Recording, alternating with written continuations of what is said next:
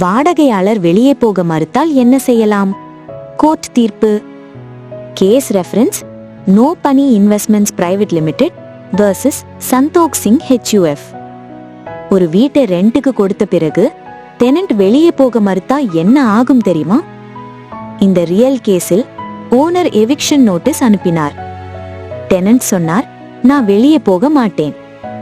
Case கோர்ட்டுக்கு போனது. Supreme court என்ன சொன்னது தெரியுமா? ப்ராப்பர் எவிக்ஷன் நோட்டீஸ் கொடுத்த பிறகு டெனன்ட் வெளியே போக வேண்டும். இல்லை என்றால் கோர்ட் ஆர்டர் மூலம் ஃபோர்ஸா வெளியே அனுப்பலாம். Rent agreement plus proper notice ரொம்ப முக்கியம். அக்ரிமெண்ட் இல்லாம ரெண்ட் கொடுத்தா பிரச்சனை உங்கது. மேலும் சட்ட தகவல்களுக்கு ட்ரஸ்டட் லீகல் அட்வைஸ் இன் தமிழ் சேனல் ஃபாலோ பண்ணுங்க.